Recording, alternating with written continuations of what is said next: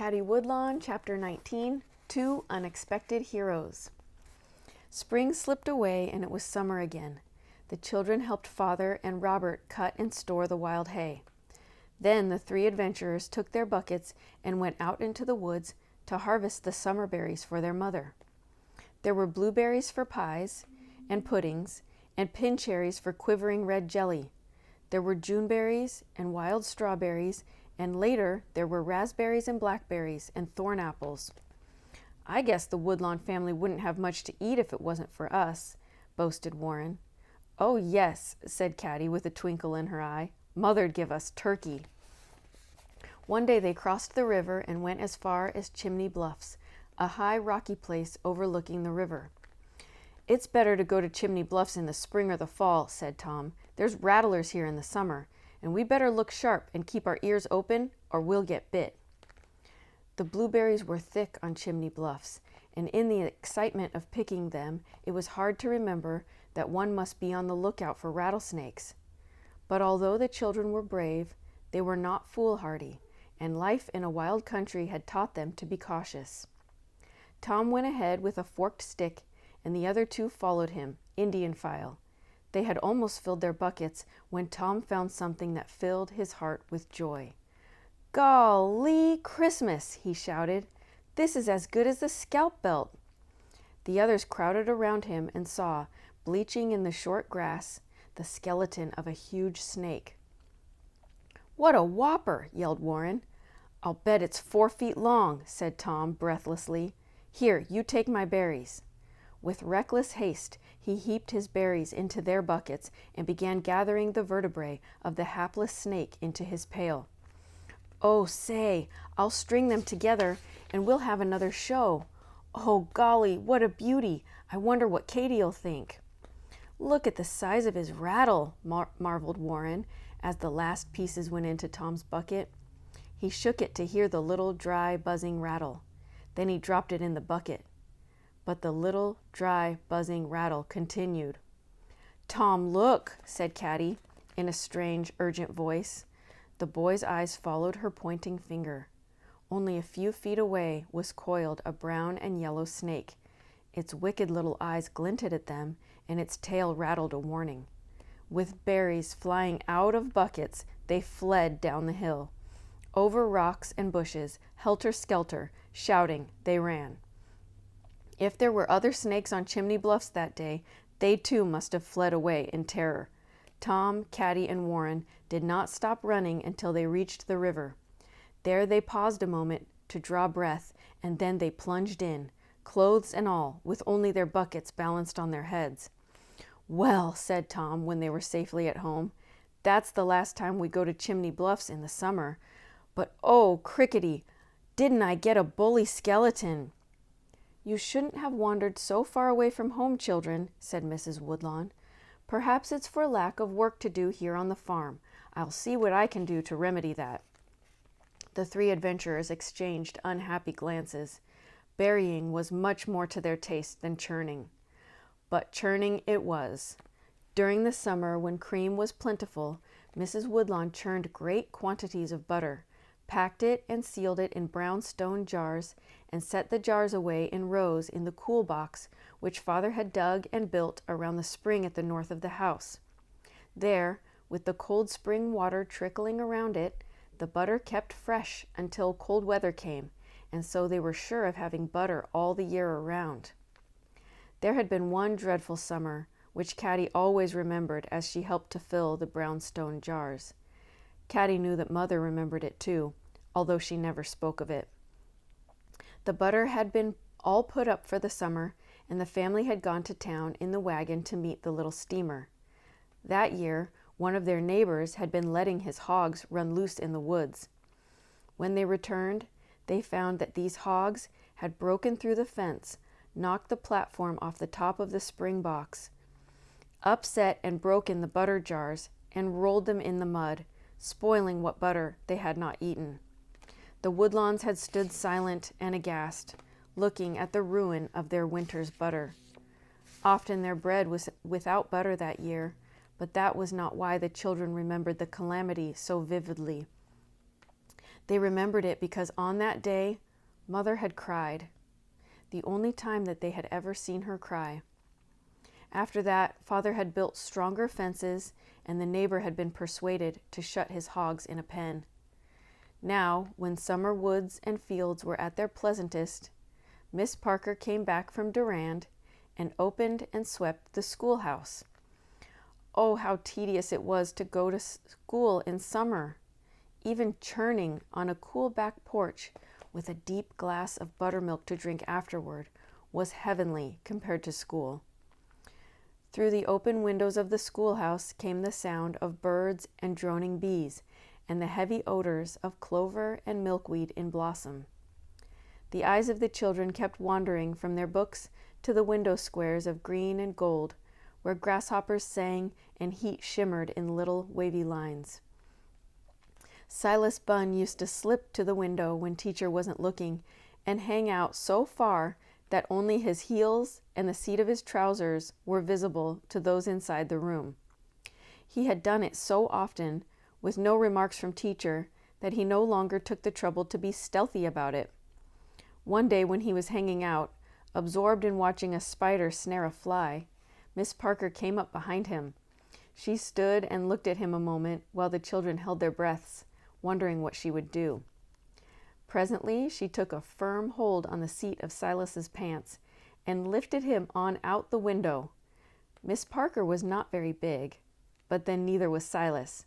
She set a surprised and frightened Silas neatly on the ground beneath the window. "There, Silas," said Miss Parker. "You get up and look all around, and when you have seen all there is to see, come back to school." It did not take Silas long to see all that there was to see. After that, he was a wistful looker with the other children, but not a hanger out. The children's voices droned sleepily through the heat, like the voices of the bees and katydids. After Tom had sorted and wired together the many little bones of his rattlesnake skeleton, teacher let him bring it to school and hang it over the map of North America. That made a little break in the monotony. And then there was another break, a more exciting one. A letter came from Boston for Mother from Cousin Annabel Gray. "I shall be charmed to visit you, dear Auntie Harriet," the letter said. "Mamma and Papa think that my education will not be complete without a view of the majestic open spaces of my native land. Although I have recently been finished at the Mrs. Blodgett's Seminary for Young Ladies, I myself feel that I may yet be able to acquire some useful information in the vicissitudes of travel." "Wow," said Tom when Mother read the letter. "Does she always talk like that?" "I imagine not," said Mrs. Woodlawn, "but it's a very pretty letter, isn't it? And what a delicate penmanship." Often over her slate or her reader, Caddie's thoughts wandered to Cousin Annabel. The pleasure of her anticipation was sometimes marred by a pang of fear. What would a girl be like who could write such a letter? It sounded like a story from The Mother's Assistant or The Young Lady's Friend, those tiresome stories which were so much less interesting than Hans Andersen's or Tom's. Caddie tried to imagine herself writing that letter to an aunt in Boston. No, Caddie Woodlawn would never write a letter like that. Couldn't she, or wouldn't she?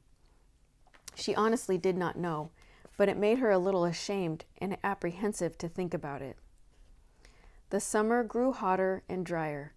The Indians did not come back, and Father said it was because they could read the weather signs and knew that hunting and fishing would be better in the north. On hot evenings, Tom and Caddie used to go down to the lake and take the canoe out to set lines for fish. Using empty, corked jugs as floats, they anchored them in several places on the lake with baited lines attached to them. In the morning, early, before school, they would go down and pull in the lines, and usually there would be a nice pike or two for Mrs. Conroy to bake or make into chowder. John's dog went with them to the lake, his tongue hanging out and his eyes alert for any small fish which they might throw him. Just now John's dog was in disfavor at the farmhouse. He had bitten the head off one of Clara's pet kittens, and Caddie was the only one who continued to love and defend him. Like Mary's lamb, he used to follow her to school and sit mournfully outside the little building, waiting until she came out at recess and at noon. "What a horrid, ugly old Indian dog," said all the girls. But Caddie replied, "He's mine," and she said it so fiercely that seemed reason enough why everyone should like him. One afternoon, John's dog set up a mournful howl outside the schoolhouse.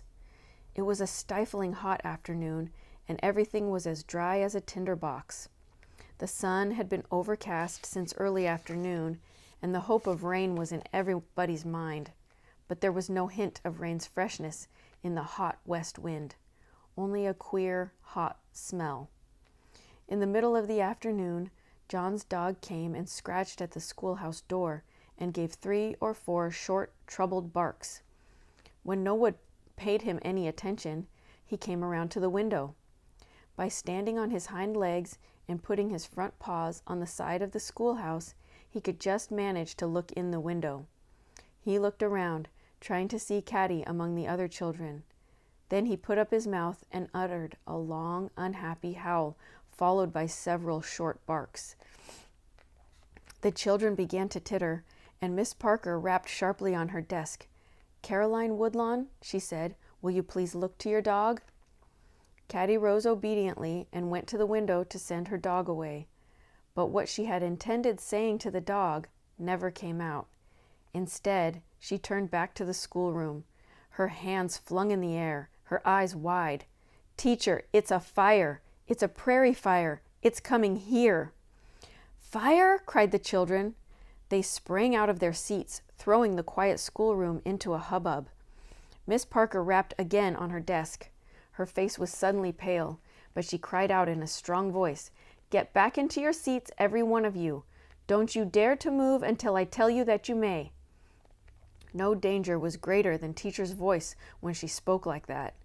Every child but one sank back into his seat. That one was Obediah, who had gone out of the door like a shot at the first word of fire. Miss Parker took a hasty look out of the window. "Now," she said, "gather your things together and get ready to pass out in the usual way. No running or pushing, just as usual. 1, 2, 3, march." When they were outside, they broke ranks and scattered before the little licking red tongues of flame that were running through the dry grass toward the schoolhouse. "Run to Dunville for help," cried Teacher. "We must save the schoolhouse if we can." Caddie caught the command and raced for Dunville, with John's dog racing beside her. Miss Parker took up the bucket of water that stood by the schoolroom door. However, 1 bucket of water does not go very far in a prairie fire, and the spring was some distance down the road. But a firefighter was already at work. Obediah, his head down, the smoke swirling all about him, had caught up a flat board and was beating out the fire as fast as he could. When his brother Asher saw what he was doing, he caught up a board too and ran to join him. The other boys, forgetting their panic in a common purpose, began to imitate the 2 Jones boys. "Hey you," shouted Obediah to Tom, "get a shovel or something to dig with."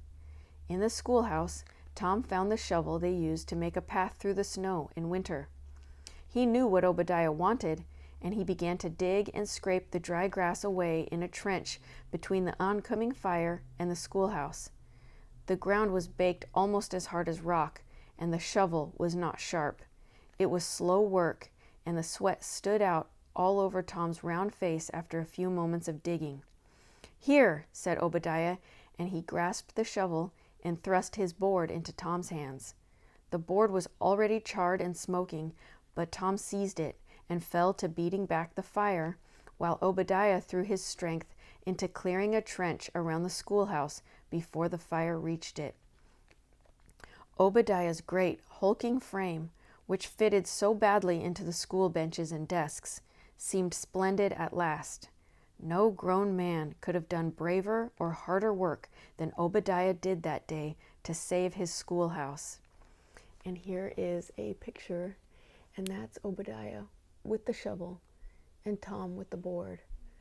saving the schoolhouse from the prairie fire. When Caddie came panting back with several men from the store and tavern at Dunville following her, Obediah and the boys had already succeeded in turning the fire aside. The schoolhouse stood safe and sound on a little island, surrounded by a trench and a ring of blackened and beaten grass.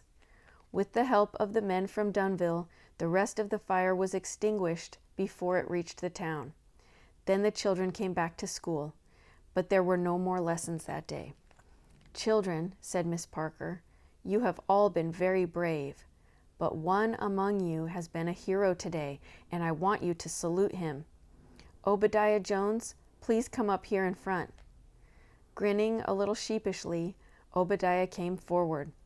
His face was blackened with smoke, and his hands were cut and burned, but he had lost his old hangdog slouch. Obediah stood, straight as a man. The little schoolhouse rang with the children's cheers. "You owe your lives to someone else, too, children," said Miss Parker. She went to the door and opened it. Indian John's dog slunk in and came and put his head on Caddie's lap. He knew that he did not belong inside, and yet here he was, and strangely enough, everyone was petting him.